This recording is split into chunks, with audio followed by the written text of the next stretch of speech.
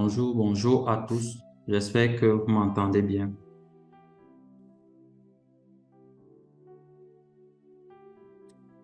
Si c'est le cas, nous allons pouvoir commencer ce partage par la grâce du Seigneur. Béni soit le Seigneur qui nous donne l'opportunité en ce jour de pouvoir nous rassembler en son nom, de pouvoir avoir ces moments de partage. Une fois, le Seigneur Jésus a dit à ses disciples, il a désiré manger cette Pâque. Il a désiré prendre ce repas avec eux avant de partir. C'était un repas très spécial pour le maître parce qu'il savait que jusqu'à ce que la Pâque se reproduise dans les cieux, il ne sera plus en mesure de consommer du vin et de manger du pain avec ce qu'il aimait. C'est pour cela qu'à chaque fois que nous nous rassemblons dans le nom du Seigneur pour partager la parole, le Seigneur est ému, le Seigneur est béni, son cœur se réjouit. Parce que c'est comme ce repas qu'il a pris avec ses disciples avant qu'ils ne partent. Quand il leur donnait les dernières instructions, quand il leur commandait de s'attacher à lui et de l'aimer. Oui, il y a une vie. Il y a une vie qui est produite en nous lorsque les paroles de grâce du Seigneur sont relâchées par son esprit dans nos cœurs. Il y a une vie qui se manifeste. Il y a une vie qui se déploie. Je voudrais qu'en ce soir, on puisse dire au Seigneur, nous voulons cette vie. Nous voulons que cette vie se manifeste pleinement, totalement en nous, au nom de Jésus. Que cette vie se manifeste, Seigneur. Que cette vie se manifeste, Seigneur. Qu'elle se déploie entièrement, totalement, pleinement, au nom de Jésus-Christ. Fais-moi, Seigneur, expérimenter cette grâce merveilleuse que tu as communiquée aux disciples lors de ce dernier repas.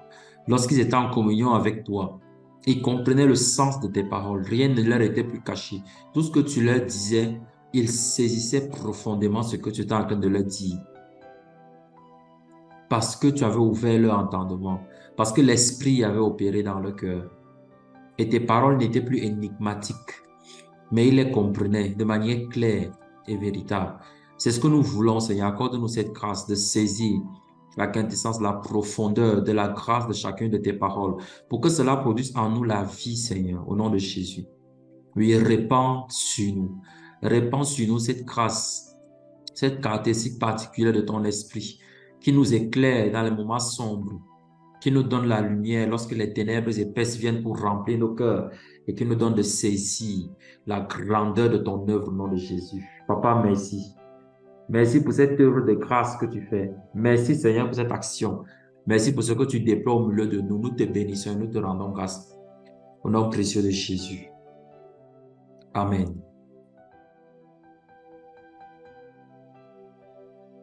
Alors, comme je le disais, je bénis le Seigneur pour ces moments. Ça fait un petit moment que je n'ai pas eu la possibilité de pouvoir partager. Et pendant ce petit moment où je n'ai pas pu partager les Écritures, j'avais l'impression d'étouffer. J'avais l'impression qu'il y avait un trop-plein de quelque chose. J'avais l'impression que je gardais des choses que je ne devais plus garder. Je gardais des choses que je ne devais plus garder. C'est pour cela que je te prie, mon frère, ma sœur, en ce soir, d'être attentif. Les choses que tu vas entendre, les choses que tu vas écouter, ce sont des choses qui transforment une âme, qui transforment une vie. Ce ne seront pas des mots simples, pas des choses compliquées, mais il y aura une onction sur ces paroles, afin de changer l'entendement des hommes et de plusieurs, de les attacher au maître. Pikata sandaliri brete ke soko yinada gana saka. Seigneur, relâche, je te prie, dans nos cœurs, cette dimension de la compréhension qui vient de toi. Oui, Seigneur. Nous sommes comme des vases prêts à recevoir l'aliment que tu as préparé pour nous, Seigneur. Je te prie au nom de Jésus. Glorifie ton nom et manifeste-toi pleinement et puissamment au nom de Jésus-Christ. Oui, Seigneur. Il y a quelque chose avec laquelle tu nous nourris en ce soir. Et je crois sincèrement que des vies seront transformées. Je crois sincèrement que ce feu, cette ardeur qui brûle, Seigneur, dans mon cœur, pourrait être communiqué au-delà de mes paroles, au-delà de mes mots, afin que tu viennes à atteindre ton étude dans les cœurs et dans les vies au nom de Jésus-Christ. Amen. Alors, de quoi parlons-nous ce soir, mes frères et sœurs? Ce soir, nous parlons des actes prophétiques et du témoignage de Jésus. Les actes prophétiques et le témoignage de Jésus. Dans ce siècle, dans le christianisme moderne, déjà que l'ancien avait déjà des problèmes, mais le christianisme moderne, aujourd'hui, c'est un terme qu'on entend beaucoup, actes prophétiques. Et à cause du temps, je ne pourrais pas expliquer tout ce qu'il est possible d'expliquer par la grâce de Dieu. Mais je crois que les choses qu'on va partager seront un chemin, un canevas, un moyen pour que chacun d'entre nous, par le Saint-Esprit et par la grâce de Dieu, puisse étendre cela à la compréhension de toute la Bible. C'est un terme qui est beaucoup utilisé. On amène les gens, on dit, posons des actes prophétiques, posez des actes prophétiques pour toucher le cœur de Dieu, pour faire ci, pour faire ça. Et on amène des hommes à faire un certain nombre de choses et on qualifie ça d'acte prophétique. On va voir ce que c'est qu'un acte prophétique. Qu'est-ce que ça veut dire selon la parole de Dieu? Comment peut-on le démontrer à partir des Écritures? Comment reconnaître ce que c'est que des actes prophétiques et ce que c'est je ne sais pas si je dois appeler ça de la plaisanterie ou bien si c'est quoi, des choses qui sont faites pour irriter le cœur de Dieu. Alléluia. Alors, je voudrais d'abord qu'on se comprenne sur le terme acte prophétique. C'est un terme qui regroupe un acte et qui signifie prophétique, mais ça ne veut pas dire que c'est essentiellement destiné aux prophètes. On va voir dans les Écritures qu'il y a eu plusieurs personnes qui ont posé des actes prophétiques, mais qui n'étaient pas qualifiées comme telles en tant que prophètes dans la Bible. Ça va nous permettre de faire quoi? Ça va nous permettre de toujours ramener la compréhension de ce thème avec le témoignage de Jésus. C'est pour ça que les deux sont liés. Il n'y a pas d'acte prophétique sans témoignage de Jésus. C'est impossible. Donc, il est important de connaître la conséquence afin de savoir discerner ça en fonction de la conséquence qu'on va discerner si l'acte que l'on pose est un acte prophétique. Un acte prophétique, c'est quelque chose qui peut annoncer ou qui peut témoigner de la personne de Jésus ou d'un caractère de Dieu. Ce sont des choses que le Saint-Esprit a amené des hommes à faire et qu'il peut amener des hommes à faire afin que la gloire de Dieu se manifeste dans une vie, afin que le nom de Jésus soit glorifié. Si la finalité, l'objectif de ce que l'on fait, soi-disant conduit par l'Esprit, ce n'est pas pour la gloire de Dieu, dans la compréhension de ce que le thème veut dire et non de ce que les hommes veulent dire qu'il veut dire, mais dans la compréhension de ce que ça veut dire, alors ce ne sera pas un acte prophétique, ce sera peut-être de la magie ou toute autre chose. Beaucoup de personnes ont été déçues de dire que j'ai posé un acte prophétique, j'ai fait ci, j'ai fait ça, j'ai payé telle chose, j'ai donné par exemple une somme pareille, parce qu'on m'a dit le Seigneur te demande de poser un acte. En donnant cette somme, en donnant cette offrande, le Seigneur va te récompenser. Il va. Des personnes ont fait ça, mais n'ont rien reçu par la suite. Ils disent que, mais Seigneur, pourquoi? Est-ce que, et on trouve toujours des excuses. Ah, c'est parce que quand tu donnais, tu ne croyais pas, parce que ton cœur était, mes frères et sœurs. C'est parce que ce qui n'est pas acte prophétique irrite le cœur de Dieu. Les actes que l'on pose par le Saint-Esprit sont des actes qui doivent témoigner de Jésus. Et le premier texte dans lequel on va aller lire, c'est dans le livre de Révélation, au chapitre 19. Allons dans Révélation 19. On va voir quelque chose.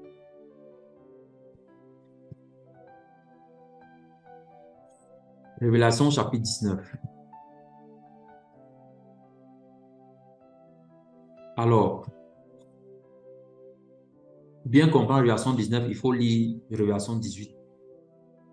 Mais je vais essayer d'expliquer assez rapidement pour aller dans le verset qui nous intéresse. Alors, qu'est-ce qui s'est passé ici? C'est que les fléaux qui avaient été déchaînés au travers des différents sceaux ont frappé la terre et tous les habitants, tous ceux qui n'appartenaient pas à Dieu. Les jugements de Dieu ont été rendus. Et maintenant, dans Révélation 19, puisque tous les jugements ont été rendus, c'est le moment pour l'agneau de paraître et de venir, de paraître dans le ciel, sous ce qu'il est, sous l'auspice de ce qu'il est. Voilà ce qui se passe dans Révélation 19. Et Révélation 19 commence dans le verset 1. On dit, après cela, j'entendis dans le ciel une voix forte d'une foule nombreuse qui disait, Alléluia, le salut, la gloire et la puissance sont à notre Dieu. Parce que ses jugements sont véritables et justes, car il a jugé la grande prostituée qui corrompait la terre par son impudicité. Il a vengé le sang de ses serviteurs en leur redemandant de sa main. Et il dit une seconde fois, Alléluia, et sa fumée monte au siècle des siècles. Et les 24 vieillards et les 4 vivants se prosternèrent et adoraient Dieu assis sur le trône en disant Amen, Alléluia. Verset 5, une voix forte sortit du trône disant Louez notre Dieu, vous tous ses serviteurs, vous qui le craignez, petits et grands. J'ai entendu comme une voix d'une foule nombreuse, comme un bruit de gros eaux et comme un bruit de fort tonnerre disant Alléluia, car le Seigneur notre Dieu Tout-Puissant est entré dans son règne. Je voudrais qu'on s'arrête un peu sur ce thème. Le Seigneur Dieu Tout-Puissant est entré dans son règne. Est entré dans son règne. Donc, ça veut dire qu'avant ça, Dieu ne régnait pas. Mais frère, on est en train de faire l'étalage de Jésus ici en tant que le Seigneur Dieu Tout-Puissant, qui est rentré dans son règne avec le corps. Parce que Dieu régnait avec l'esprit. Jusqu'alors, le corps de Dieu n'avait pas encore été glorifié. Voilà pourquoi toutes ces choses se passent après que Christ ait été ressuscité et qu'il se soit assis à la droite puissante du Père. Comme on le sait, la droite du Père, c'est un lieu. La droite du Père, ce n'est pas un trône à côté du trône du Père, c'est un lieu.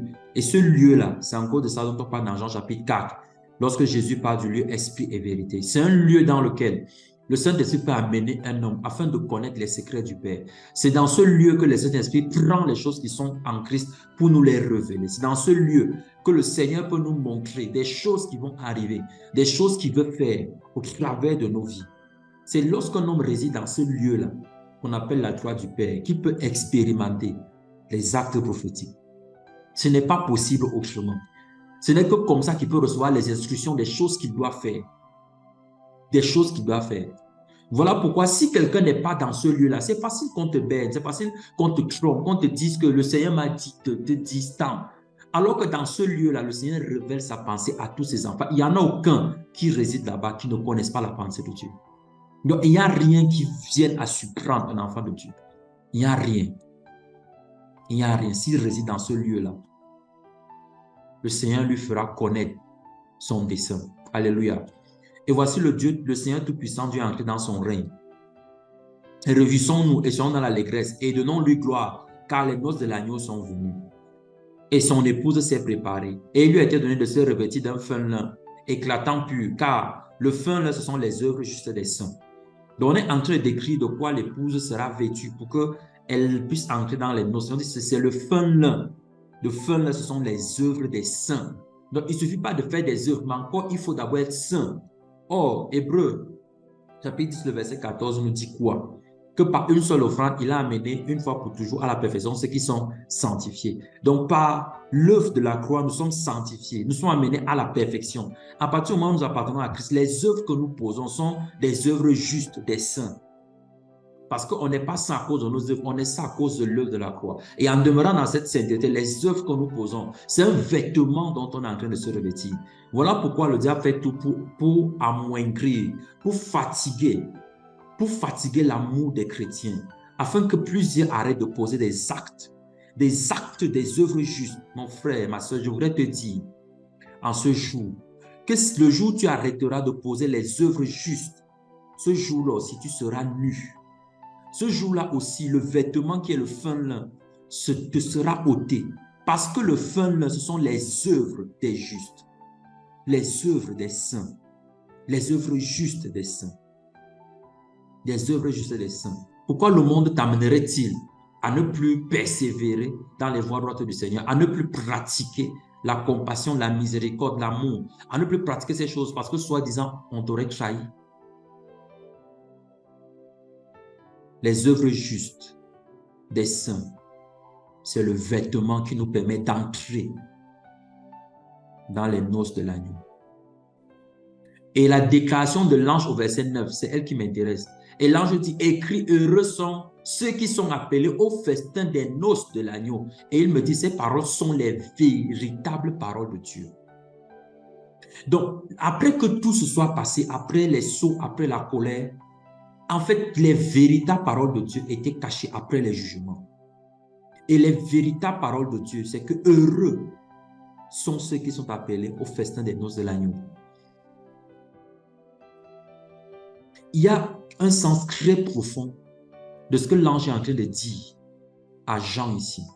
Et c'était tellement profond ces paroles-là que Jean est tombé pour adorer l'ange. Parce que lorsque l'ange a prononcé ces paroles, l'aspect de ce que Jean recevait depuis avait changé. Jusqu'alors, il ne s'était prosterné que devant Christ. Mais lorsqu'il a reçu ces paroles, c'était exactement comme si c'est Christ qui lui parlait. Et il est tombé pour adorer l'ange, alors qu'il était le messager. Mes frères et sœurs, lorsque le Seigneur va te conduire, ou va conduire un homme à poser un acte prophétique, cet acte-là sera toujours accompagné d'une puissance de la manifestation de la gloire de Dieu. Et la gloire de Dieu, c'est quoi? Ce n'est pas le fait d'avoir l'argent. Ce n'est pas le fait que quelqu'un soit guéri. C'est le fait que quelqu'un ressent le désir d'adorer Dieu. Lorsque quelqu'un pose un acte et qu'au travers de son acte, tu as envie d'adorer Dieu, c'est-à-dire te ridiculiser, te rabaisser, t'humilier devant lui, sache que cet acte-là est un acte prophétique. Parce que voici donc le témoignage de Jésus. Et je tombais à ses pieds pour l'adorer. Mais il me dit, garde-toi de le faire. Je suis ton compagnon de service et celui de tes frères qui ont le témoignage de Jésus. Adore Dieu. Car le témoignage de Jésus est l'esprit de la prophétie. Le témoignage de Jésus est l'esprit de la prophétie. Donc, lorsque un acte rend témoignage à Jésus-Christ, c'est un acte prophétique. Lorsque quelqu'un pose un acte qui révèle Christ aux hommes et amène les hommes à vouloir s'attacher à Christ, à vouloir pratiquer les ordonnances du Seigneur, à vouloir se soumettre à ses lois, à se réconcilier avec Dieu, en décidant d'abandonner les œuvres mortes, d'abandonner le péché, de continuer à pratiquer les œuvres justes des saints, malgré la difficulté, les ténèbres qui règnent dans ce monde, alors c'est un acte prophétique.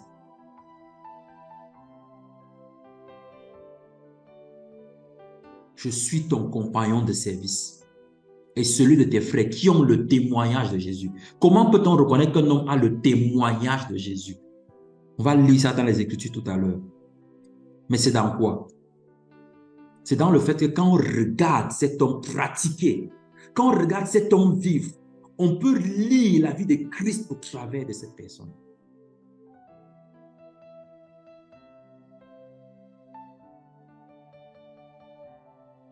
Pourquoi aujourd'hui, le diable réussit à détourner l'attention des enfants de Dieu?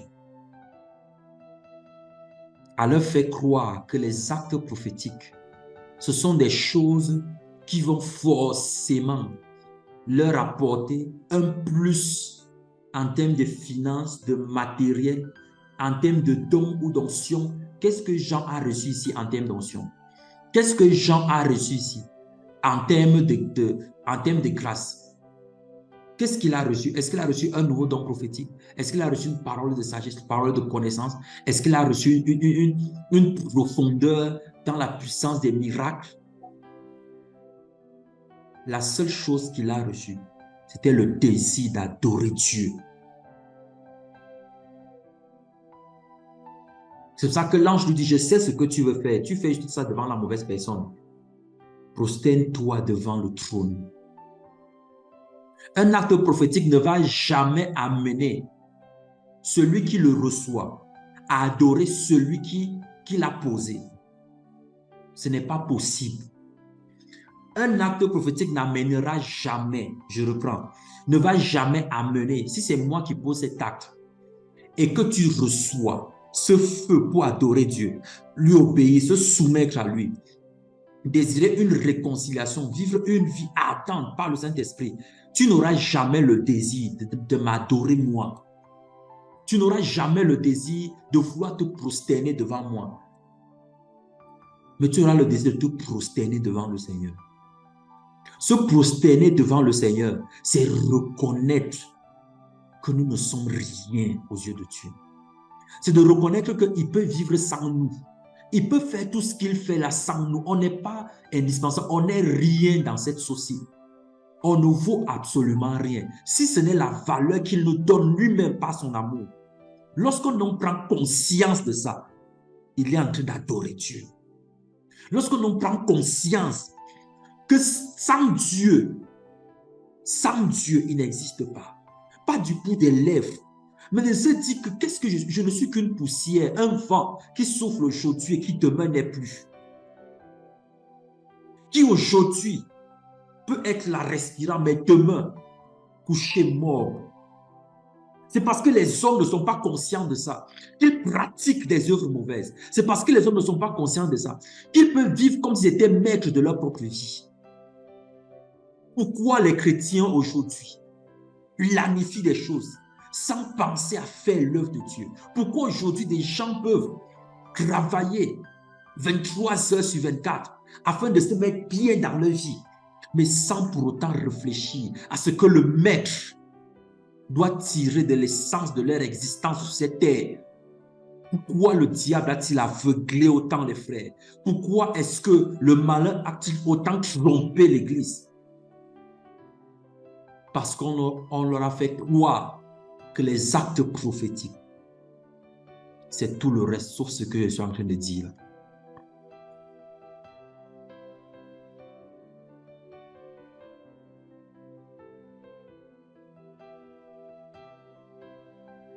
Seigneur, je te supplie, Seigneur, d'étendre ta main et de pencher ton regard sur ton Église. Que tu la relèves, Seigneur, et que tu lui fasses redécouvrir ton amour. Que tu lui fasses réexpérimenter la passion de t'appartenir. Nous ne sommes que des poussières. Et tout ce que tu fais, tu aurais pu le faire sans aucun d'entre nous. Mais tu as choisi de nous rendre participatifs à l'œuvre de ton Fils à la croix, afin de nous attacher à toi par la vérité et le sang versé qui parle plus fort que toutes les réclamations qui ont toujours crié dans notre vie. Je te supplie donc en ce jour, Seigneur, afin que tu ramènes chacun de ces cœurs au nom de Jésus. Merci pour cette action au nom de Jésus-Christ. Amen. Mes frères et sœurs, que préfiguraient donc ces actes?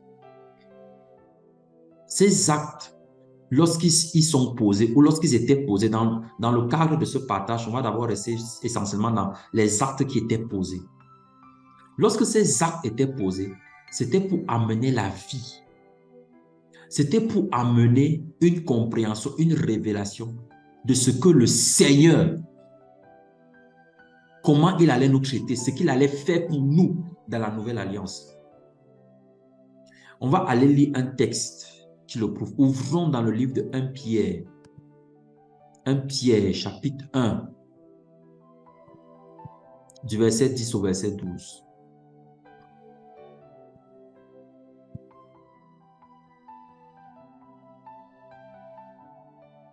Là, il est écrit: les prophètes qui ont prophétisé touchant la grâce qui vous était réservée ont fait de ce salut l'objet de leur recherche et de leurs investigations, voulant sonder l'époque et les circonstances marquées par l'Esprit de Christ qui était en eux et qui attestait d'avance les souffrances de Christ et la gloire dont elles seraient suivies. Il leur fut révélé que ce n'était pas pour eux-mêmes, mais pour vous, qu'ils étaient dispensateurs de ces choses, que vous ont annoncé maintenant ceux qui vous ont prêché l'évangile par le Saint-Esprit envoyé du ciel et dans lesquels les anges désirent plonger leur regard.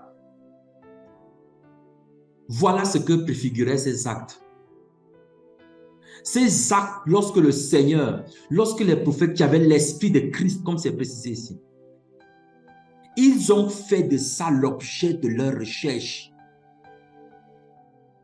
Aujourd'hui, des gens s'asseyent et ouvrent la parole de Dieu pour voir comment ils peuvent devenir riches, pour voir comment ils peuvent aller faire des discussions sur des forums, pour voir comment ils peuvent aller démontrer que tel est faux, tel est vrai. Mais pendant que les hommes font toutes ces choses, se souviennent-ils que les prophètes ont plongé leur regard? Ils ont plongé, cela fait, c'était l'objet de leur recherche, parce qu'ils voulaient sonder les circonstances que des souffrances de Christ et de la gloire dont elles seraient suivies. Si quelqu'un donc n'a pas ça pour objectif, de sonder, de comprendre les souffrances que notre Seigneur a endurées à la croix, pourquoi les a-t-il endurées et de cette manière, et de s'approprier la gloire dont elles ont été suivies, cette personne risque malheureusement d'être toujours mise à l'écart en ce qui concerne les choses profondes de l'esprit. Voilà pourquoi, comme plusieurs s'en foutent de ça, ne s'attachent pas à ça, alors ils sont obligés de créer les actes prophétiques. Viens avec l'huile, on va verser sur le caillou. Viens avec tel machin, on va faire ci, on va faire ça.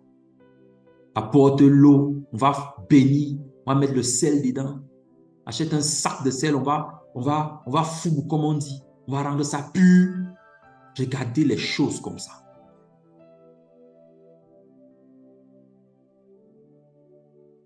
Quel est donc l'objet? Qu'est-ce qui anime le cœur des enfants de Dieu aujourd'hui quand ils plongent leur regard dans les Écritures?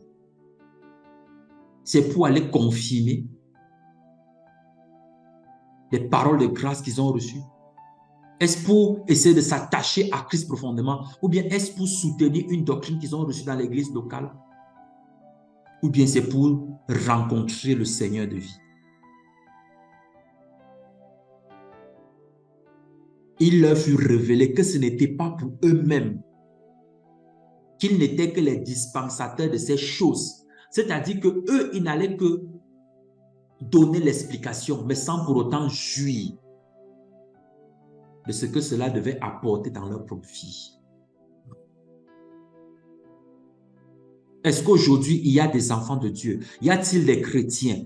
Y a-t-il encore des serviteurs qui sont capables de n'être que des dispensateurs, de ne donner que les paroles du Seigneur sans jamais se soucier de ce qu'ils gagnent dans ce qu'ils sont en train de dire, sans jamais se soucier, est-ce que Dieu, du bien-être qu'ils peuvent en tirer?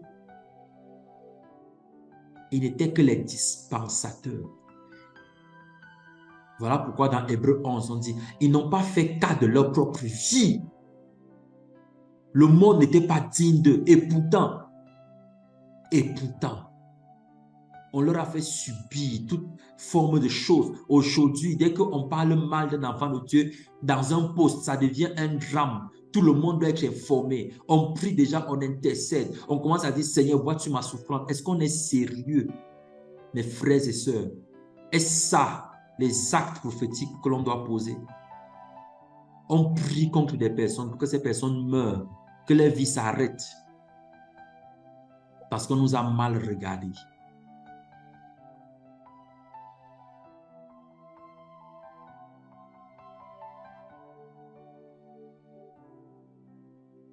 C'est possible de n'être que le dispensateur, mais d'avoir une telle profondeur dans cette dispensation une telle profondeur pour expérimenter les actes prophétiques, pour donner gloire à Jésus.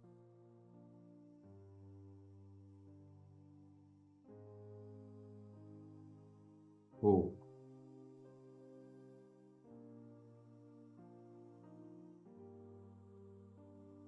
Je voudrais qu'on prie,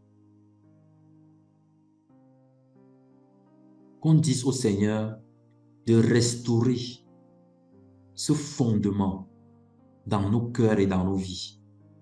Une capacité de plonger nos regards en Christ, de le rechercher comme on cherche un trésor. Pas parce qu'on a un gain, pas parce qu'on voit ce que ça va nous donner, mais parce que on veut connaître celui qui nous a aimés par-dessus tout. On veut cerner son caractère, ses habitudes. On veut cerner ses désirs. On veut le connaître, le comprendre. On veut l'aimer davantage. On veut lui ressembler dans le caractère.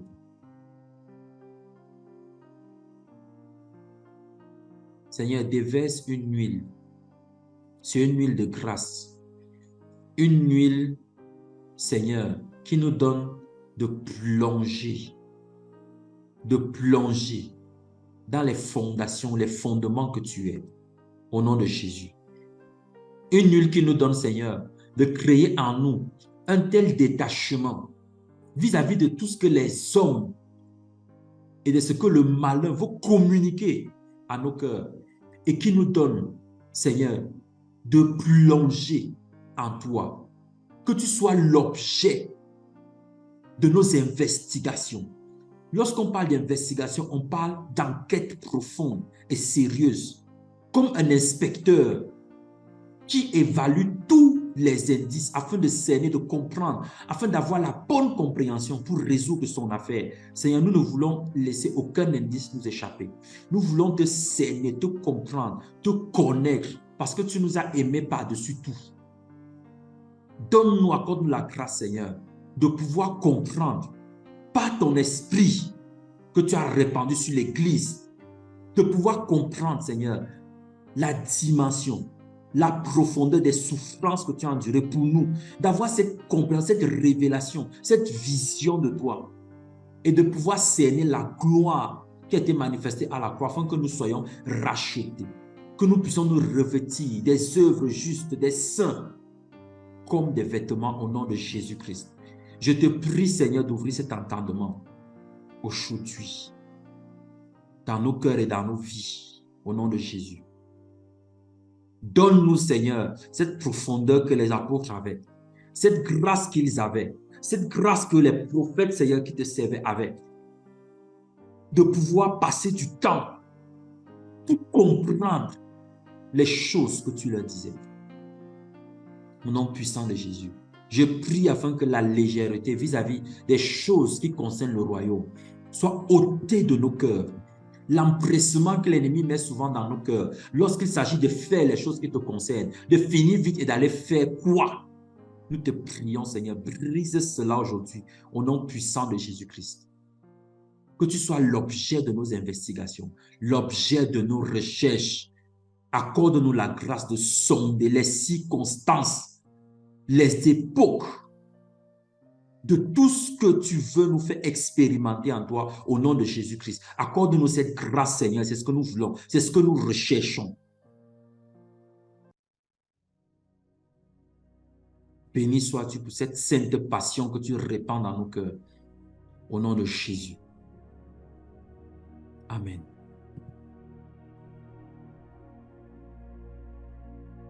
Alléluia. Je voudrais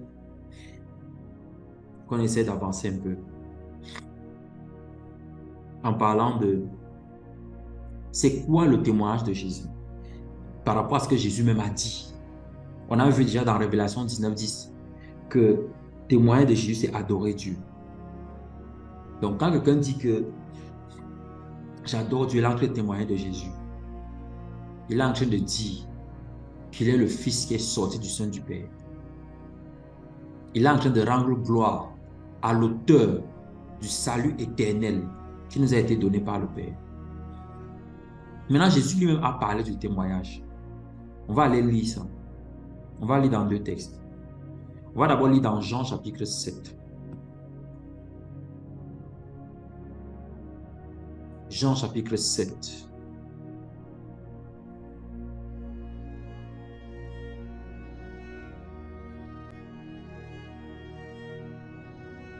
Alors, de quoi s'agit-il ici? Je vais lire du verset 1 jusqu'au verset 7. Après cela, Jésus parcourait la Galilée, car il ne voulait pas séjourner en Judée, parce que les Juifs cherchaient à le faire mourir. Or, la fête des Juifs, la fête des tabernacles était proche. Et ses frères lui dirent, pars d'ici et va en Judée, afin que tes disciples voient aussi les œuvres que tu fais. Personne n'agit en secret lorsqu'il désire paraître. Si tu fais ces choses, montre-toi toi-même au monde. Car ses frères non plus ne croyaient pas en lui. Jésus leur dit, mon temps n'est pas encore venu, mais votre temps est toujours prêt. Le monde ne peut pas vous haïr. Moi, il me hait parce que je rends de lui le témoignage que ses œuvres sont mauvaises. Je rends de lui le témoignage que ses œuvres sont mauvaises. C'est ce verset qui m'intéresse. Pour du verset 1 jusqu'au verset 6, on a partagé dessus dimanche. Donc, pour ceux qui n'ont pas suivi, vous pouvez toujours demander le lien pour suivre. Je vais m'intéresser au verset 7. Le verset 7 nous dit que le monde ne peut pas vous haïr. C'est Christ qui parle. Moi, il me hait parce que je rends de lui le témoignage que ses œuvres sont mauvaises. Comment est-ce que Christ rendait témoignage que les œuvres du monde sont mauvaises? Était-ce parce qu'il se tenait là et il disait que toi tu es un faux, toi tu es un fou, toi tu es méchant, toi tu es comme ça? Est-ce que c'est ce que Christ faisait? Aujourd'hui, il y a des gens qui disent que eux, leur spécialisation, c'est qu'ils sont dans la dénonciation. Je vous dis, du plus profond de mon cœur, sincèrement, d'après la compréhension que je vois dans les Écritures, la dénonciation, c'est l'œuvre de Satan. Parce que c'est lui l'accusateur des frères. Et tout homme qui va se mettre dans cette forme, dans cette façon de faire, si cette personne ne se répand pas, elle n'entrera pas dans le royaume des cieux. Parce que Jésus même a dit que le Fils de l'homme n'est pas venu pour condamner. Le Fils de l'homme n'est pas venu pour condamner, il est venu pour racheter. Le Fils de l'homme n'est pas venu pour dire, toi tu es faux, toi tu es ceci, toi tu es ceci. Le Fils de l'homme est venu afin que ceux qui étaient aveugles voient et que ceux qui croient qu'ils voient deviennent aveugles. Jean chapitre 9. Voilà pourquoi le Fils de l'homme est venu. Aujourd'hui, quand on regarde ce que les autres font, pourquoi c'est toujours sous le prisme d'une comparaison? Pourquoi c'est toujours sous le prisme de je veux jauger? Est-ce que le Seigneur nous a envoyés comme des jauges? Le Seigneur nous a donné le discernement pour faire son œuvre. Nous travaillons dans un champ qui est la moisson de Dieu. Et quand on travaille dans le champ, il n'y a pas quelqu'un qui travaille en regardant ce que l'autre fait. Chacun a une portion dans laquelle il doit travailler. Et si je suis focalisé à défricher dans ma portion, on m'a dit défriche, tu as 10 mètres carrés. Quand je défriche mes 10 mètres carrés, je ne veux pas savoir ce que l'autre fait à côté. Ça ne me concerne pas. Si le Seigneur me permet de lui parler, je lui parlerai. Mais je ne m'érigerai pas en juge. Voilà ce qui écarte les hommes de la manifestation profonde des actes prophétiques. Il rendait témoignage que les œuvres du monde sont mauvaises, lui en pratiquant les bonnes œuvres. Lorsque quelqu'un pratique les ordonnances du Seigneur, il est en train de rendre automatiquement témoignage que les œuvres du monde sont mauvaises. Le monde va haïr cette personne sans que cette personne n'ait besoin de dire ou de prononcer de sa bouche.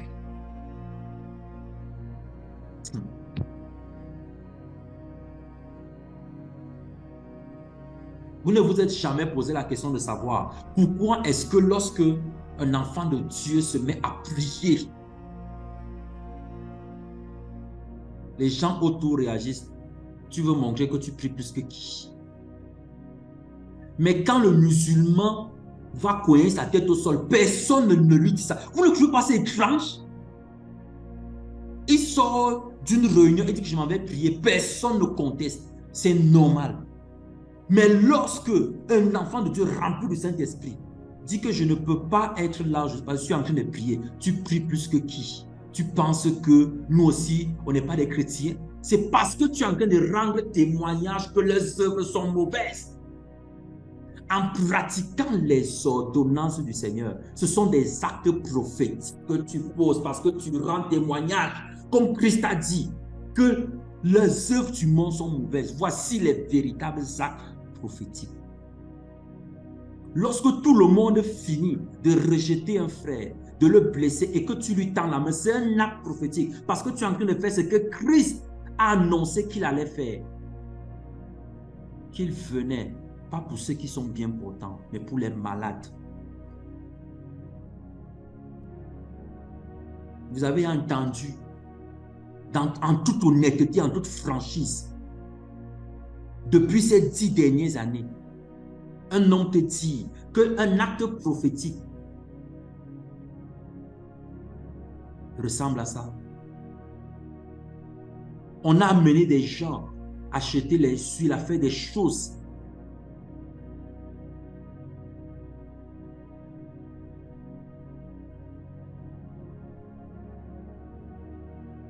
Lorsque quelqu'un se met à prier, je n'ai pas souvent que j'ai suivi des bailleurs se plaindre qu'ils hébergeaient des musulmans chez eux et qu'ils priaient tous les 5h30. Ça ne dérange personne.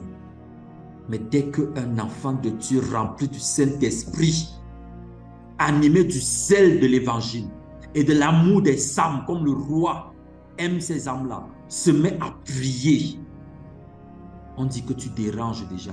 Parce que, Jean 7, verset 7, je suis en train de rendre témoignage que les œuvres du monde sont mauvaises. Voilà pourquoi le monde meurt. Chrétien, si tu es couché chez toi tranquillement, que tu vis une vie où on t'apporte les jus de citron, comme à la plage, avec les cerises dedans, tu es étendu au soleil, il faut te poser la question, est-ce que tu rends témoignage que les œuvres du monde sont mauvaises? Parce que sinon, le monde doit te haïr. Les choses ne doivent pas aller dans ton sens. Les choses ne doivent pas marcher comme tu veux que ça marche. Tu vas être couché comme ça, on va créer une histoire sur toi. Où sont passés ces enfants de Dieu, ces jeûneurs et ces prieurs qui pouvaient poser ce type d'acte prophétique, qui annonce l'amour de Christ? Pourquoi ne voit-on plus des frères qui relèvent ceux qui sont tombés? Pourquoi ne voit-on plus des frères qui intercèdent dans le secret pour prier pour ces hommes qui sont détournés de la voie du Seigneur? Pourquoi ne voit-on pas des enfants de Dieu remplis du Saint-Esprit qui peuvent vouer toute une vie afin qu'une ville sorte de la perversité? Pourquoi des quartiers sont consacrés à la prostitution et ça ne nous fait rien? Quel type d'acte prophétique allons-nous poser plus grand que ceux que le Christ même nous a enseignés et que ceux animés de son esprit, les prophètes, ont pu poser afin de nous faire connaître l'amour de Dieu, de nous faire découvrir sa grâce et sa bonté? Pourquoi des hommes peuvent périr et on est insensible? On est focalisé sur nos difficultés.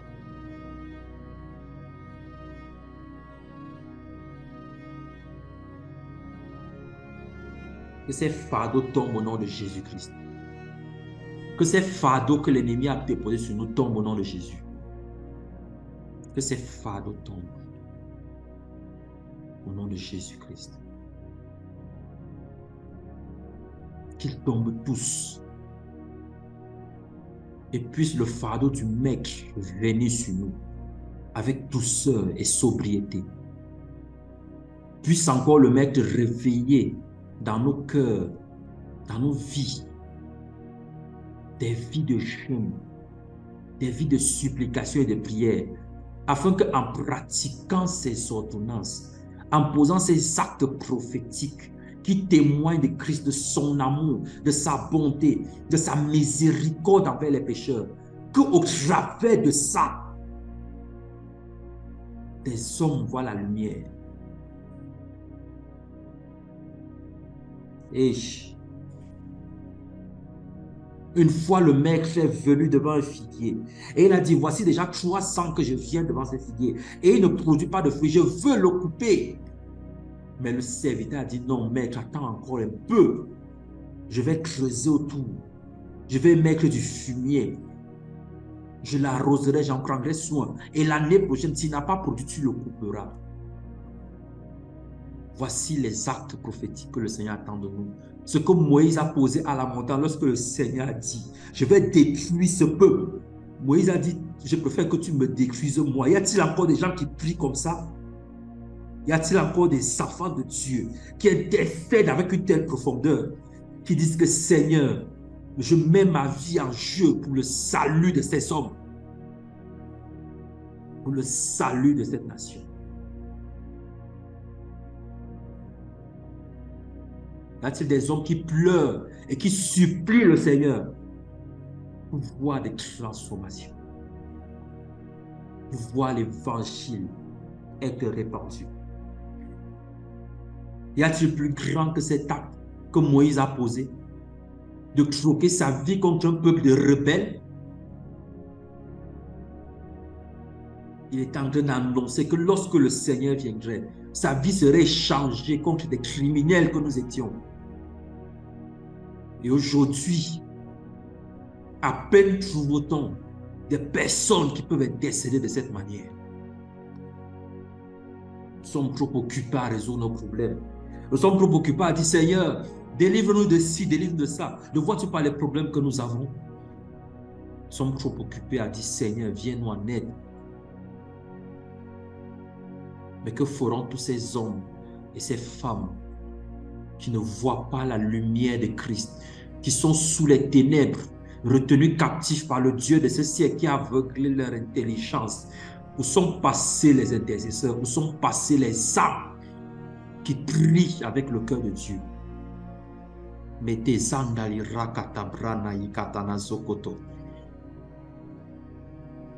Je n'ai pas X, je n'ai pas Y, ce n'est pas grave. Est-ce que par ma prière, je ne peux pas en sauver au moins un? Est-ce que par mes jeûnes et mes supplications, il n'y en a-t-il pas un jour qui va voir la lumière briller des ténèbres et le faire sortir de l'esclavage du péché? Les hommes travaillent, soignent leur image pour avoir des titres. Prophète de l'Éternel, apôtre du salut, évangéliste mondial reconnu par Dieu. À quoi ça sert toutes ces choses si les hommes périssent? À quoi ça sert si la lumière ne peut pas les atteindre? Pensez-vous que Dieu a un cœur si dur qu'on prie et qu'il n'exauce pas? C'est parce que la manière de demander ne rend pas témoignage à Jésus. Les œuvres que l'on pose aujourd'hui ne sont pas suffisamment profondes, ne sont pas suffisamment passionnées, ne regardent pas suffisamment à Christ afin d'avoir un détachement profond sans vouloir rien gagner, tirer de ce que Dieu va faire. Être des instruments muets, des instruments, des dispensateurs.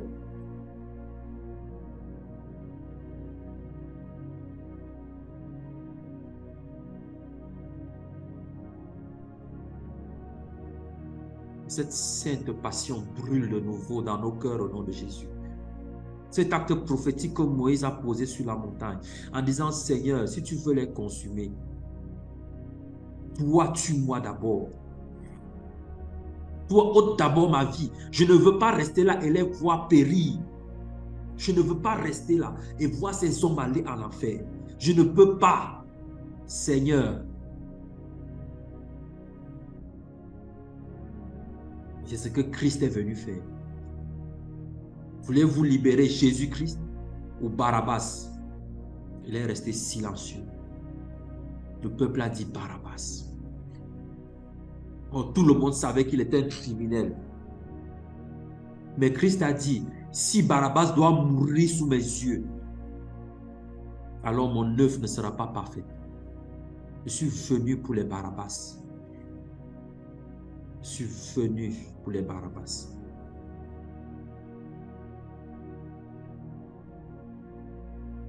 Que la dimension de prière, de compassion et d'amour change au nom de Jésus. Voici les actes prophétiques.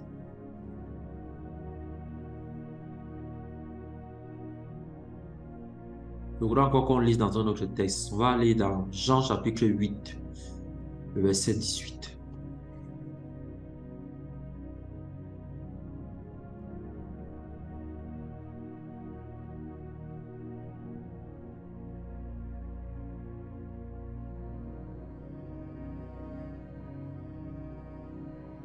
Jean chapitre 8, le verset 18.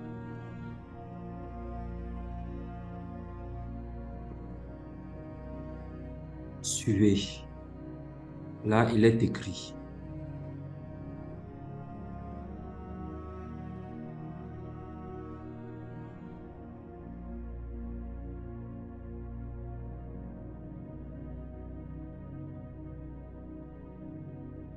Je vais commencer plutôt à partir du verset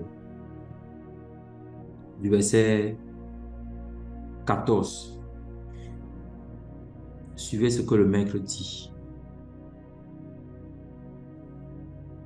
Jésus leur répondit, quoique je rende témoignage de moi-même, mon témoignage est vrai, car je sais d'où je suis venu et où je vais. Mais vous, vous ne savez d'où je viens ni où je vais.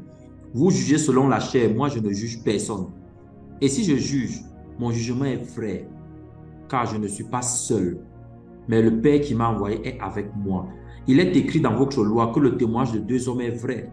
Je rends témoignage de moi-même, et le Père qui m'a envoyé rend témoignage de moi.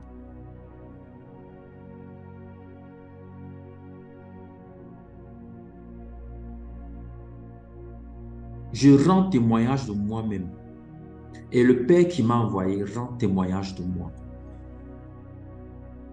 Il n'y a pas plus grand témoignage vis-à-vis de Christ lorsque le Père rend témoignage de Christ dans notre vie. Qu'est-ce que ça veut dire? Lorsque quelqu'un marche dans la justice et la lumière du Seigneur, s'efforce de tout son cœur à pratiquer les ordonnances droites de Dieu et n'enseigne pas ou ne dit pas aux autres de faire ce qui n'a pas lui expérimenté par le Saint-Esprit. Le Père rend témoignage à ce genre de personnes. Comment? En faisant en sorte qu'elles ne connaissent jamais la confusion à chaque fois qu'elles invoquent le nom de Jésus. Mes frères et sœurs, le cœur de Dieu n'est pas dur, son oreille n'est pas dure, sa main n'est pas courte. C'est l'iniquité qui l'empêche d'agir parce qu'il est saint. Et il a dit, vous serez saints car je suis saint. C'est une promesse qu'il a dit, qu'il a faite. Et il nous a sanctifiés par l'œuvre de la croix. Lorsque quelqu'un s'approche de Dieu en se voyant saint à cause de ses œuvres, à cause de ce qu'il a pu faire, à cause de ce qu'il a pu prier pour quelqu'un, Dieu l'a exaucé. C'est désagréable aux yeux du Seigneur. C'est désagréable. Jésus dit, je rends. Je fais comment? Je rends témoignage de moi-même en faisant quoi? En vous disant les paroles que le Père met dans ma bouche. Et le Père qui m'a envoyé rend témoignage de moi. Lorsque Dieu envoie quelqu'un, il va toujours rendre témoignage. Et il y a un texte qui prouve comment Dieu rend témoignage aux hommes. Allons lire ça. Ouvrons Hébreu. Hébreu chapitre 2.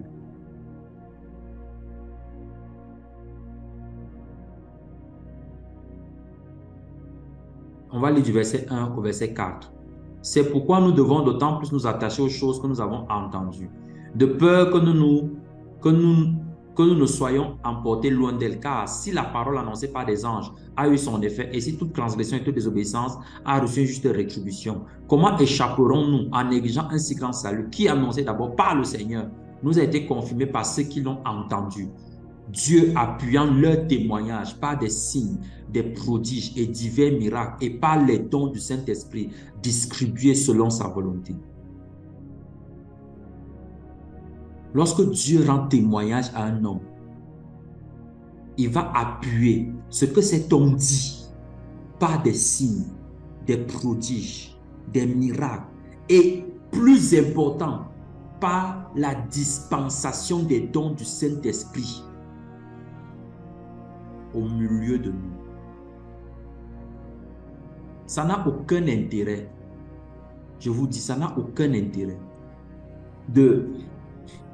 d'avoir des signes, des prodiges et des miracles si les dons du Saint-Esprit ne sont pas dispensés au milieu de nous. Si c'est que je dois toujours venir faire un programme et que ce n'est que moi que le Seigneur utilise, ce n'est pas intéressant. Ce n'est pas intéressant. Mais si je viens et qu'au travers des signes, des prodiges et des miracles, les dons du Saint-Esprit sont distribués dans le cœur des enfants de Dieu de telle manière que eux aussi deviennent des témoins de la parole, eux aussi deviennent des témoins de Jésus et que le Père commence à rendre témoignage à leur vie, alors ça veut dire que ce témoignage est vrai. Parce que dans le nom de Jésus, le témoignage a été rendu et le Père a aussi rendu témoignage. C'est deux témoignages. Jésus a dit dans le Jean 8 qu'on vient de lire qu'il est écrit dans votre loi que le témoignage de deux personnes est vrai. Pourquoi aujourd'hui on ne cherche pas le témoignage du Père, on cherche seulement le témoignage du nom de Jésus? Pourquoi aujourd'hui les gens se limitent simplement au fait qu'on a chassé les démons, les esprits sont partis, mais personne ne s'intéresse au don du Saint-Esprit distribué selon sa volonté, à des conversions, des transformations. C'est le témoignage du Père, car le Père a envoyé son Fils afin qu'il quiconque croit soit sauvé. Quand le Père témoigne dans la vie d'un homme, il opère par des conversions, des transformations. Des gens abandonnent les œuvres des ténèbres. À quoi ça sert de prodiguer des signes, des miracles et des prodiges si le témoignage du Père qui convertit des hommes ne se manifeste pas? Le témoignage de deux est vrai. Je témoigne pour Jésus en tant que son représentant, mais il faut que le Père témoigne aussi de ce que je dis, afin que notre témoignage soit deux personnes qui témoignent. Je ne vais pas témoigner seul. Le nom de Jésus seulement. Que le nom de Jésus, les démons vont partir, oui. Mais est-ce que des gens se convertissent? Est-ce que des gens, après ça, reçoivent des paroles de connaissance, des dons de paroles de sagesse, des dons de prophétie, des dons de miracles, de guérison? Est-ce qu'après ça, des hommes peuvent continuer à faire cette œuvre, quand bien même je ne serai plus là? Pour que le Père aussi rende témoignage au travers de leur vie, et que ce soit sur le témoignage d'au moins deux personnes. Jésus nous a montré le chemin. Voici les actes prophétiques.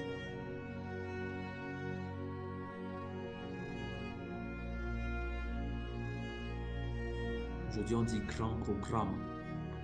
L'international serviteur de Dieu venant de l'Ouzbékistan est venu nous annoncer la parole. Et quand il repart, c'est la sécheresse. On ne voit plus rien. On attend quand il va encore repasser par là. Et c'est normal.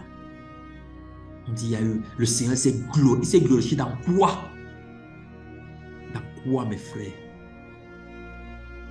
Quel que soit le miracle qu'un homme peut faire par la puissance du Saint-Esprit, il n'y aura jamais la fête au ciel.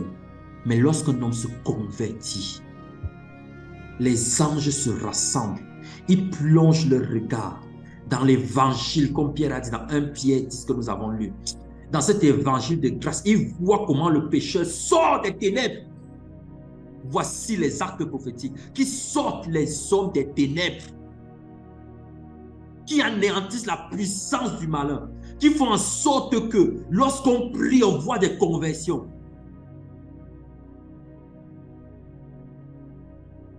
Le témoignage de deux est vrai. Le Père aussi témoigne. Le Père aussi témoigne. Le Père aussi témoigne. Ah.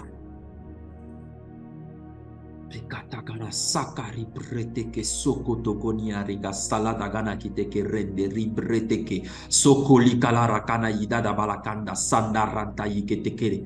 Seigneur, fais de nous des vases qui peuvent dispenser et te permettre, toi, de rendre ce témoignage des dons du Saint-Esprit distribués selon ta volonté. Au nom de Jésus. On ne veut plus retenir quelque chose. On ne veut rien retenir, Seigneur. Je veux tout relâcher jusqu'à épuisement complet. Ai-je encore des forces? Je continuerai. Je ne m'arrêterai pas. Pas tant que le salut ne paraîtra pas.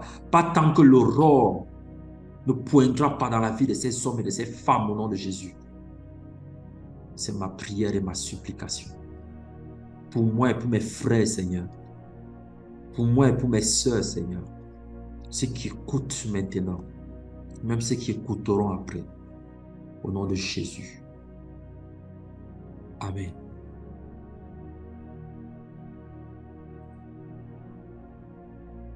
Je préférais prendre les questions à la fin. Car il y a beaucoup de choses que je suis en train de recevoir. Donc, mon frère Thierry, si tu peux le noter, je vais prendre les questions à la fin. Que le Seigneur te bénisse.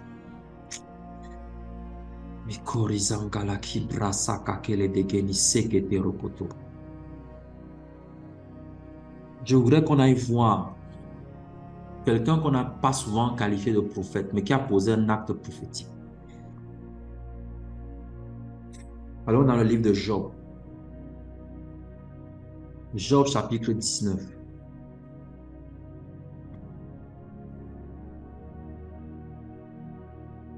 Job chapitre 19.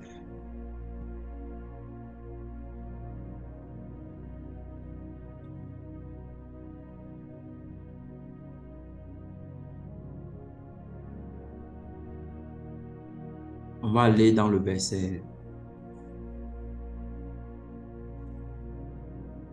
On va commencer à lire à partir du verset 21. Suivez.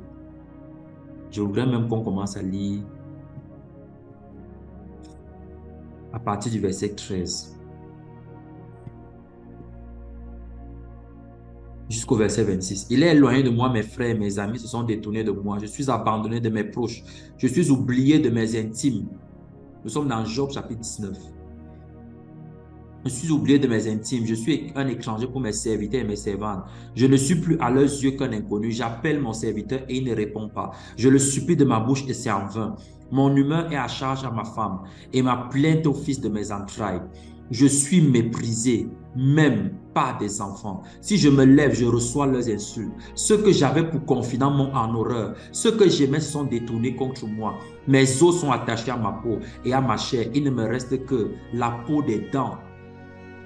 Verset 21, ayez pitié, vous mes amis, car la main de Dieu m'a frappé. Pourquoi me poursuivre comme Dieu me poursuit? Pourquoi vous montrez insatiable de ma chair? Oh, je voudrais que mes paroles fussent écrites, qu'elles fussent écrites dans un livre. Je voudrais qu'avec un burin de fer et avec du plomb, elles fussent pour toujours gravées dans le roc. Et regardez ce que Job est en train de dire. C'est un acte prophétique d'une profondeur inimaginable. Job, Dieu même qualifie Job de juste dans le début du livre. Et Job discerne que ce qui est en train de m'arriver là, c'est pas ça, c'est la main de Dieu même. Il discerne ça. Et il demande un peu de compassion pour tous ceux qui sont en train de l'affliger. Et c'est ce que nous vivons dans ce siècle-ci. Dès que quelque chose arrive à un frère, Dieu l'a frappé. Répands-toi, frère. Répands-toi. Répands-toi. Il dit, pourquoi me poursuivez-vous? Ces hommes qui se lèvent pour dire, répands-toi, est-ce que c'est pour donner gloire à Dieu? Non, c'est pour tirer un plaisir, une satisfaction. Voilà pourquoi Job dit, pourquoi êtes-vous insatiable de ma chair? N'avez-vous pas pitié? Tout le monde se détourne.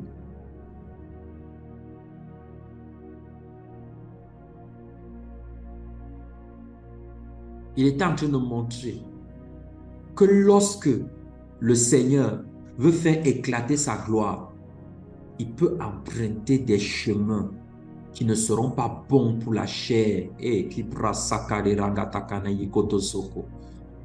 Où sont ces enfants de Dieu qui prient en demandant au Seigneur, utilise tous les moyens que tu trouves bons pour faire mourir ma chair?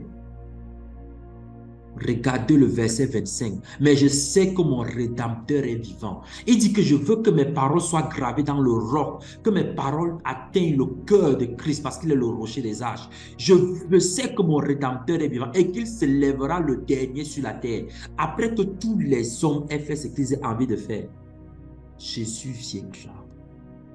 quand ma peau sera détruite, il se lèvera quand je n'aurai plus de chair. Je verrai Dieu. Tout homme qui se dépouille de sa chair, des œuvres charnelles, va voir Dieu. Verra Dieu, tel que Jean a dit dans Jean chapitre 1, que personne n'a jamais vu Dieu, mais le Fils qui est sorti du Père nous l'a fait connaître. Cette façon de voir Dieu-là, ce n'est que lorsque la chair meurt. Voilà cet acte que Job a posé ici. Il savait que Dieu était en train d'enlever quelque chose en lui. Et c'est dans les chapitres finaux qu'on a compris ça. Lorsque Dieu a dit, qui parle ainsi pour assombrir mes voies. Il y avait une forme de sagesse qui lui manquait. Et il fallait qu'il passe par ces épreuves-là, afin qu'il acquiert cette sagesse. Mais aujourd'hui, dès qu'une situation commence, Seigneur, fais-moi en sortir. Fais-moi sortir de cette situation. Oh, mes frères et sœurs, combien de fois avons-nous manqué de voir Dieu? Est-ce pour que ma chair périsse? Seigneur, je t'en prie, fais ce que tu as fait. Car je veux te voir. Lorsque toute ma chair sera détruite, lorsqu'elle sera consumée, lorsque les œuvres de la chair auront disparu, je verrai Dieu. Y a-t-il des gens, des chrétiens qui veulent encore voir Dieu? Y a-t-il des chrétiens qui vivent pour cette expérience-là, pour voir tel que le Fils nous l'a fait connaître, l'expérimenter sur la terre, en premier avant d'aller dans les cieux? Y a-t-il encore des amoureux, des passionnés du roi? Puisse l'amour du Seigneur remplir et assaillir notre cœur de telle sorte qu'une haine profonde des œuvres de la chair nous saisisse au nom de Jésus. Alléluia.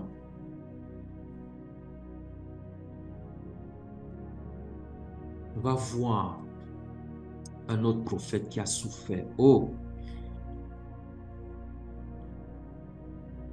Allons dans le livre de Osée.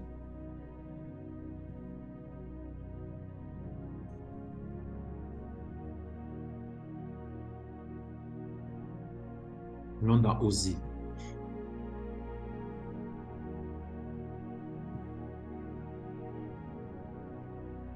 Regardons Osée chapitre 1.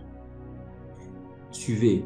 La parole de l'Éternel qui fut agressé à Osée, fils de Béri, au temps d'Osias, de Jotam, d'Akaz, d'Ézéchias, roi de Juda, et au temps de Jéroboam, fils de Joas, roi d'Israël. La première fois que l'Éternel agressa la parole à Osée, la première fois, l'Éternel dit à Osée, va prendre une femme de prostitution et des enfants de prostitution, car le pays se prostitue. Il abandonne l'Éternel. Il alla et il prit Gomère, fille de Diblaïm. Elle conçut lui enfantin un fils. L'Éternel lui dit, appelle-le du nom de Jisraël, car encore un peu de temps et je châtirai la maison de Jéhu pour le sang versé à Jisraël. Hey, mes frères et sœurs, mes frères et sœurs,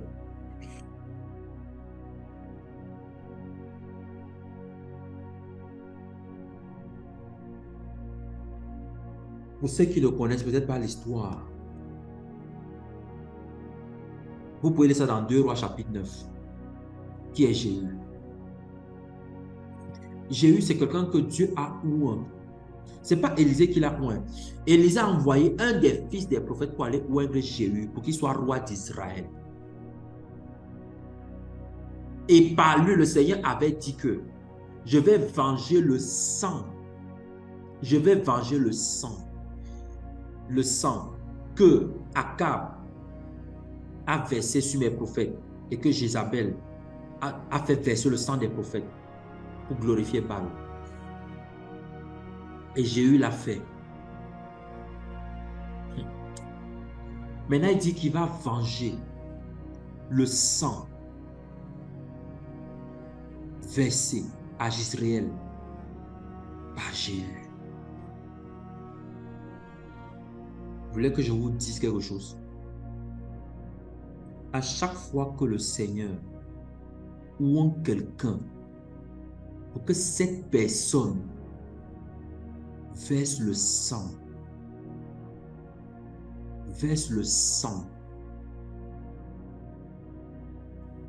le Seigneur va se venger de ce sang qui a été versé.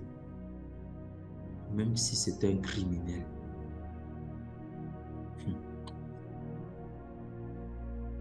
Il y a des gens qui se glorifient que quand j'ai prié, tel est tombé malade, j'ai prié, tel est mort. Le Seigneur va se venger de ça. Il va se venger. Ce n'est pas Élisée qui a oint Jéhu. C'est un fils des prophètes. Il a envoyé, il a dit, quand tu le oins, tu sors. Ne te retourne pas. C'est quel genre d'onction ça? Le Seigneur regarde la disposition du cœur. Il y a des hommes qui ont le cœur pour faire le mal. Et le Seigneur les oint pour accomplir les desseins du mal.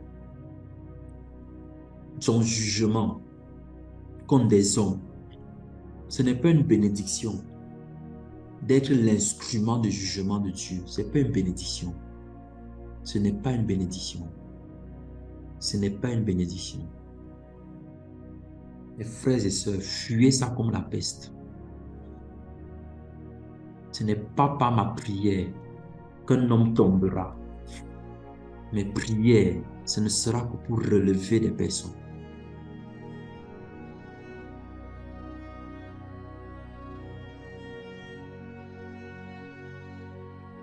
Osée, le Seigneur, la première fois qu'il a dit, il va prendre une femme de prostitution. C'est un acte prophétique. Pas d'amener les hommes aujourd'hui, comme une fois j'ai entendu un truc comme ça, quand on dit que Dieu permet qu'on aille avec les prostituées. Je vous dis, le Seigneur se vengera de ce genre de paroles. Le jour de sa vengeance sera terrible. Mais il est en train de nous montrer comment il nous a aimés. Le Seigneur n'a pas fait de nous son épouse. Jésus n'a pas fait de nous son épouse après nous avoir sanctifiés.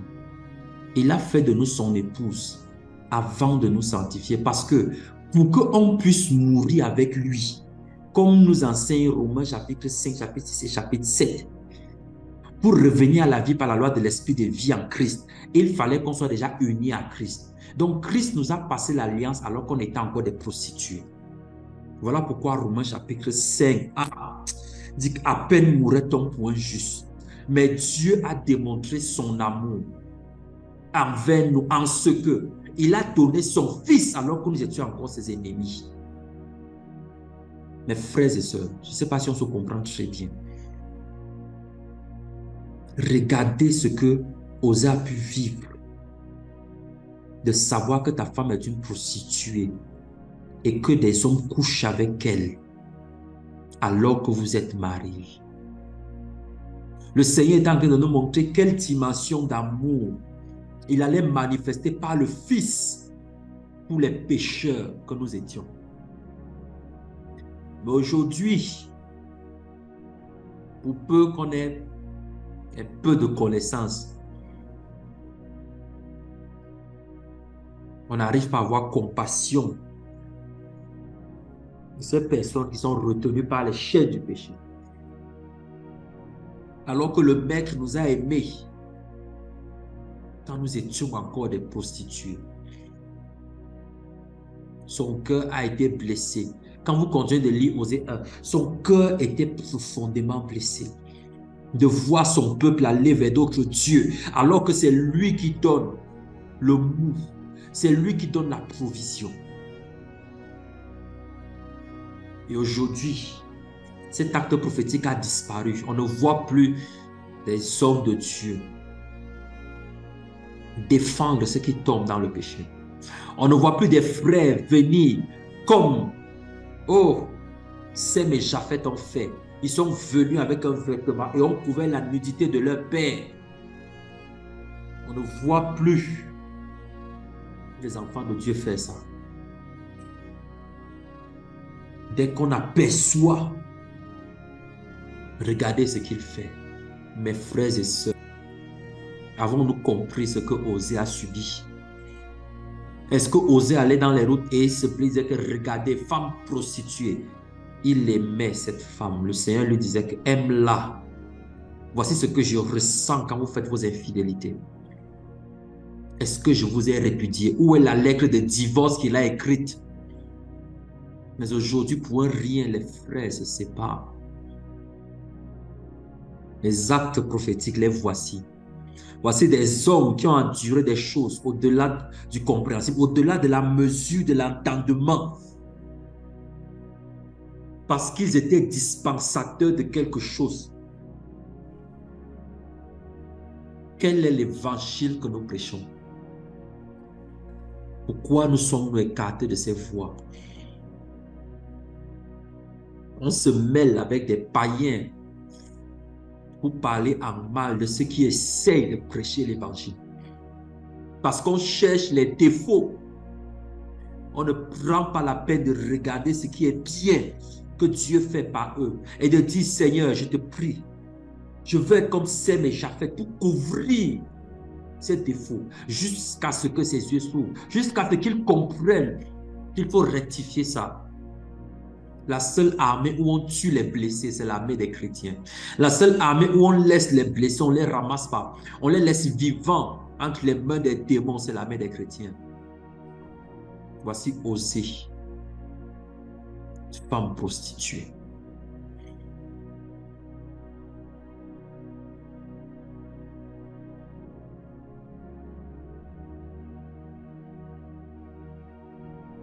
Seigneur, je veux pouvoir aller vers ces hommes et ces femmes qui ne te connaissent pas, qui sont des abominables.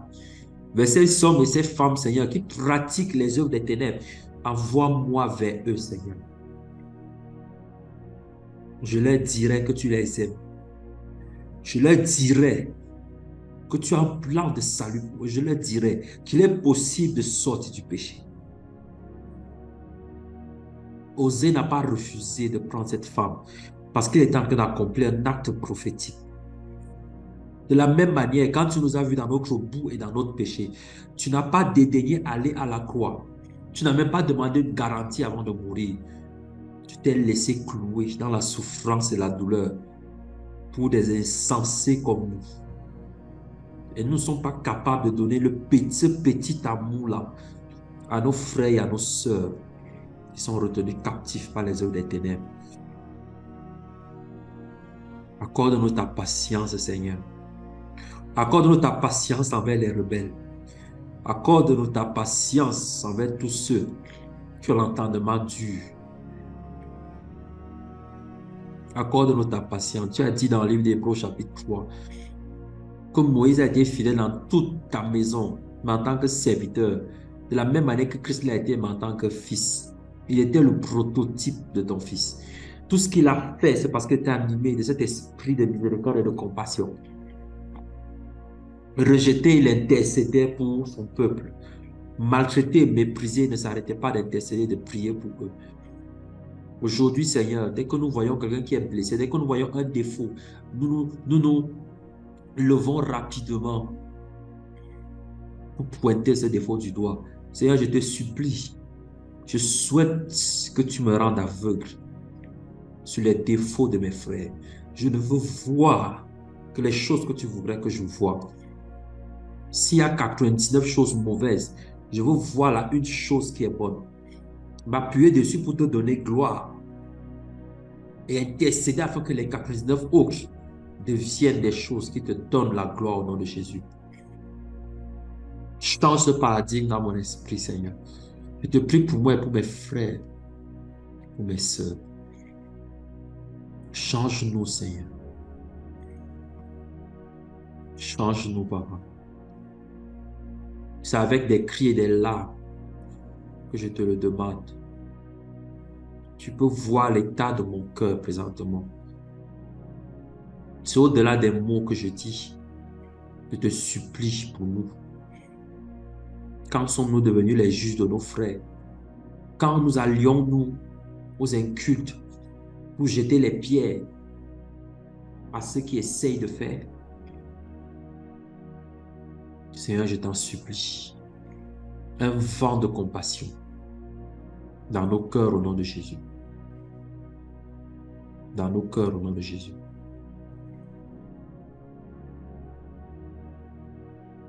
Je voudrais qu'on finisse avec un texte. On va continuer la prochaine fois. Allons dans le livre de Osée au chapitre 2. Je vais lire à partir du verset 1. Tout ce que le Seigneur a fait, tout ce qu'il a dit à Osée, toute on va dire sa colère, n'avait qu'un seul but. Toutes les œuvres, les actes qu'il a posés, ce n'était que pour ramener le cœur de son peuple. Osée chapitre 2 à partir du verset 1. Dites à vos frères Amni et à vos sœurs Rishama, plaidez contre votre mère, car elle n'est point ma femme, et je ne suis point son mari. Qu'elle ôte de sa face ses prostitutions et de son sein ses adultères. Sinon, je la dépouille à nu, je la mets comme au jour de sa naissance, je la rends semblable à un désert, à une terre aride, et je la fais mourir de soif, et je n'aurai pas pitié de ses enfants, car ce sont des enfants de prostitution. Leur mère s'est prostituée, celle qui les a conçus s'est déshonorée, car elle a dit, j'irai après mes amants, qui me donnent mon pain et mon eau, ma laine et mon lin, mon huile et ma boisson. C'est pourquoi voici, je vais fermer son chemin avec des épines et y élever un mur afin qu'elle ne trouve plus ses sentiers. Elle poursuivra ses amants et ne les atteindra pas. Elle les cherchera et ne les trouvera pas. Puis elle dira, j'irai et je retournerai vers mon premier mari, car alors j'étais plus heureuse que maintenant. Elle n'a pas reconnu que c'était moi qui lui donnais le blé, le mou et l'huile. Et on l'a consacré au service de Baal, l'argent et l'or que je lui prodiguais. C'est pourquoi je reprendrai mon blé en son temps et mon mou dans sa saison, et j'enlèverai ma laine et mon lin qui devaient couvrir sa nudité.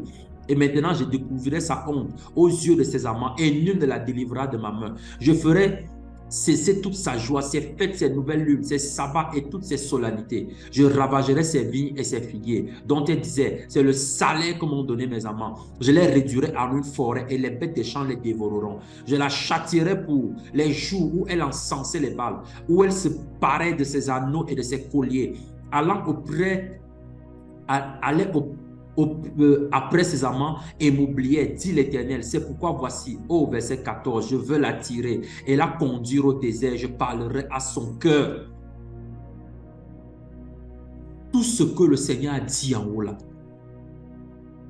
c'était pour que son épouse se retrouve sans solution auprès de ses amants,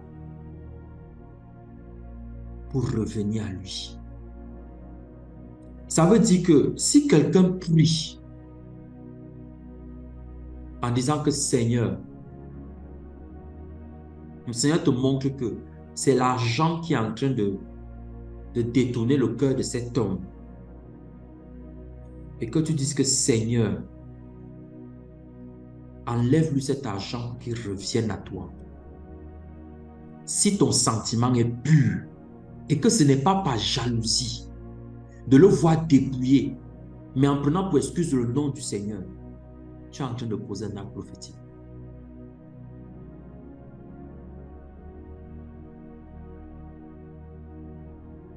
Aujourd'hui, il y a des personnes qui sont entrées dans des mariages et qui sont en train de perdre leur communion avec le Saint-Esprit. Et il n'y a aucun chrétien, enfant de Dieu, qui a le courage de prier, de dire, Seigneur, dissous ce mariage et regagne l'âme de ton enfant. Il y a des personnes qui sont entrées dans certains emplois et ont perdu leur communion avec le Seigneur. Et il y a personne qui soit revêtu, qui rempli de l'Esprit, se lève avec un zèle pour dire, Seigneur, que cet emploi aille en enfer. Ramène ton enfant. On va dire, il va vivre comment? À quoi sert-il un homme de gagner le monde s'il perdait son âme? Jésus dit, c'est pourquoi, voici, je veux l'attirer. Donc, tout ce qu'il a fait, c'est pour l'attirer au désert. Quand tu vois que tu es un enfant de Dieu, tu marches dans les voies du Seigneur et qu'il y a des choses qui sont en train de se bloquer dans ta vie, le Seigneur t'attire dans le désert. Arrête-toi un instant. Cherche le désert. Cherche la prière, le jeûne. Cherche. Il t'attire. Pour faire quoi? Pour parler à ton cœur. Mon enfant, ces choses que tu me demandes depuis, Quelle est la prise qu'elles ont dans ton cœur? Je vois bien que tu as besoin de travailler. Je vois bien que tu passes par des moments difficiles, mais je vois aussi que ce travail est une idole dans ton cœur. Je vois aussi que ce que tu me demandes est une idole. Est-ce que c'est pour moi que tu veux travailler? Seras-tu prêt à sacrifier toutes ces choses pour moi? Je veux t'empêcher d'aller derrière tes amants. Les amants, les gens disent aujourd'hui, ah, sans mon travail, sans ma promotion, sans tel, je n'aurais pas eu ceci. Ce sont des amants, ce sont des amants, ce sont des amants. C'est l'Éternel qui pourvoit. Pourquoi dis-tu cela? Pourquoi être à l'heure quand il s'agit d'aller au travail, mais être en retard quand il s'agit d'adorer le Seigneur? Pourquoi trouve-t-on toujours des excuses quand ça concerne Dieu? J'ai eu un petit temps, vraiment, il y a eu ceci, il y a eu cela. Mais lorsque c'est pour le travail, on est debout à 5 heures, on brave le noir, les agressions, on brave le froid et la fatigue. Ça veut dire que le travail est devenu un amant. Quel est le prix que les gens payent, mes frères et sœurs? Quel est le prix qu'ils payent pour honorer Hérode par rapport au Seigneur? Le sommeil est vite arrivé, on s'est endormi.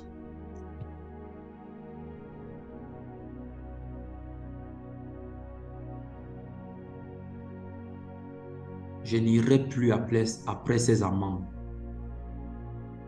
Je n'irai plus après ces amants.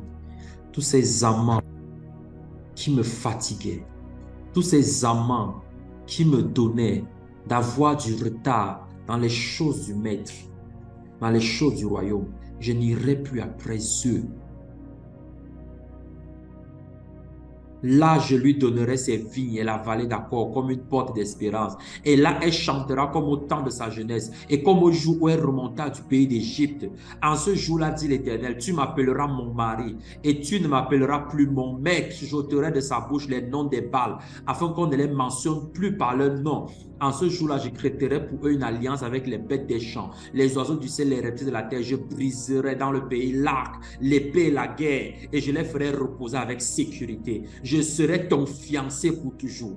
Je serai ton fiancé par la justice, la droiture, la grâce et la miséricorde. Je serai ton fiancé par la fidélité, et tu reconnaîtras l'Éternel. En ce jour-là, j'exaucerai, dit l'Éternel. J'exaucerai les cieux et ils exauceront la terre. La terre exaucera le blé, le mou et l'huile et ils exauceront Jisraël. Je planterai pour moi l'Orushama dans le pays et je lui ferai miséricorde. Je dirai à l'autre ami, tu es mon peuple, et il répondra, mon Dieu.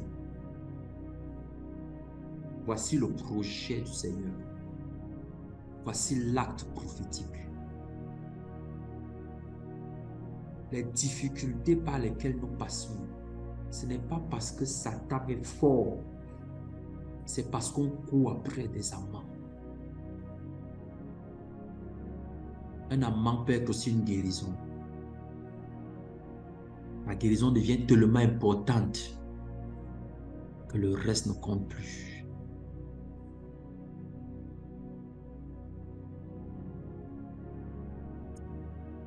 Je voudrais compris.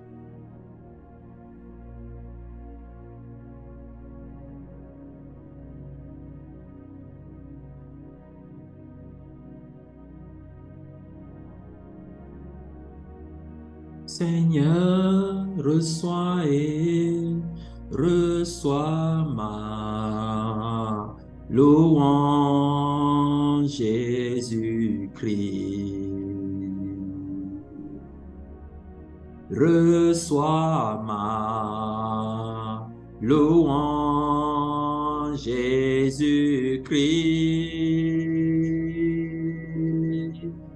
Reçois ma louange, reçois mon adoration, reçois ma louange, Seigneur, Seigneur, reçois et reçois ma louange, Jésus-Christ.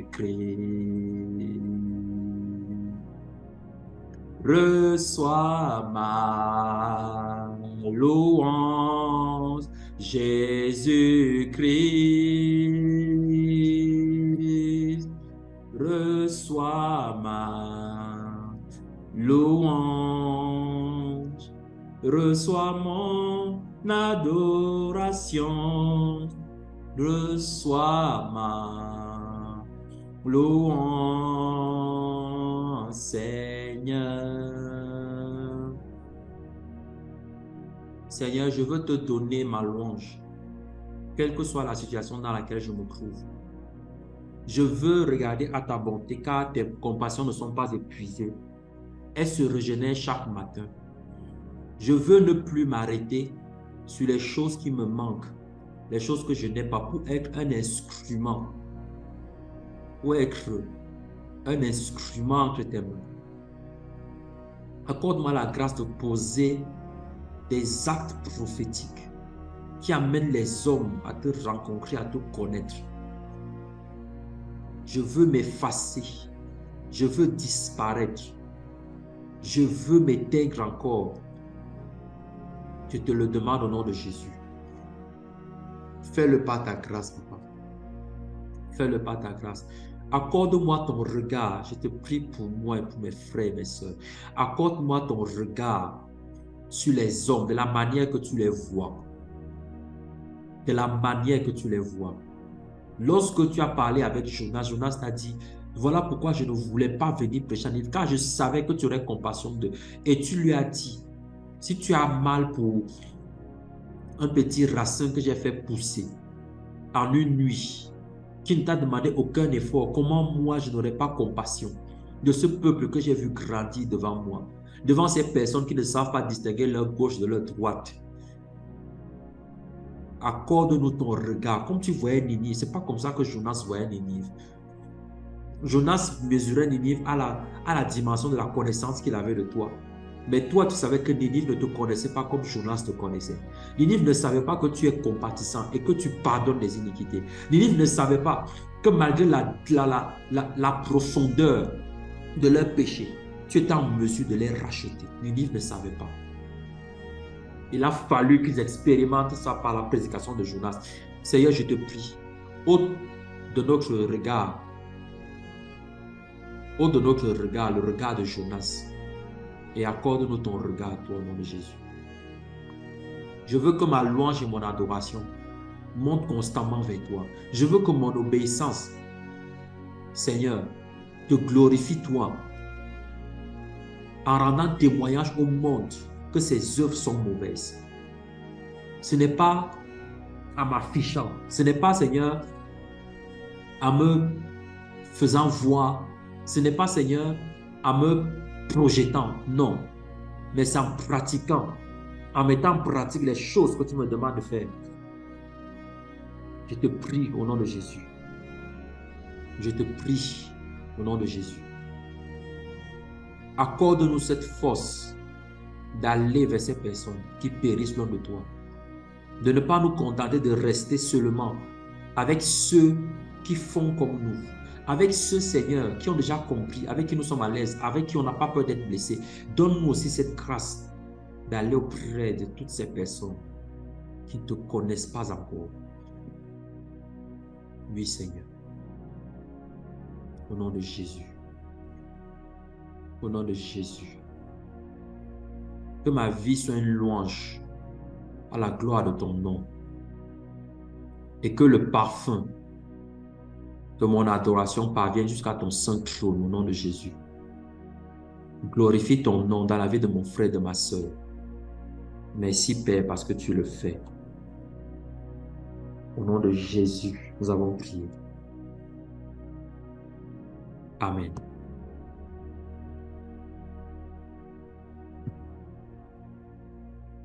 Que le Seigneur nous bénisse et qu'il nous garde par sa grâce au nom de Jésus. Que le Seigneur